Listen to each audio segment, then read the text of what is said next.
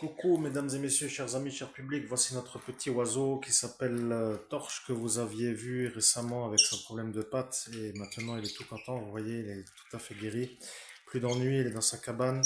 Le mâle un peu solitaire avec l'autre mâle qui est aussi lui un mâle solitaire bien entendu puisqu'il est dans la période de reproduction. Et comme par hasard, vous voyez au-dessus, regardez-moi ça. Vous avez vu, il y a nos amis, oh les inséparables, qui sont maintenant à avoir peur, chers amis auditeurs, regardez ça.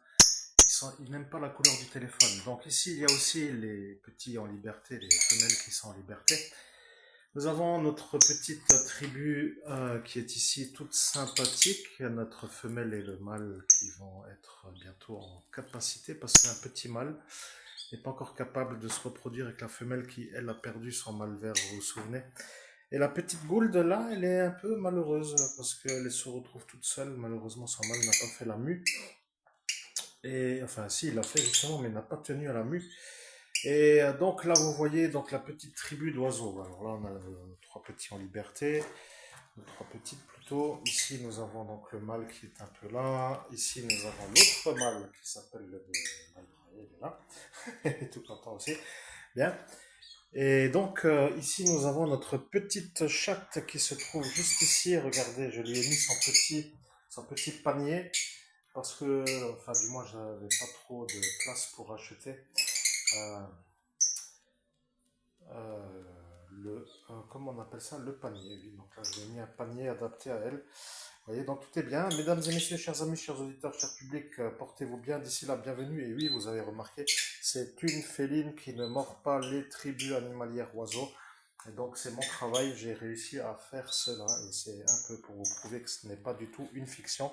Là, il y a juste ici ce qui s'appelle les oiseaux. Vous voyez, avec certaines manières de faire. Je peux tous les lâcher.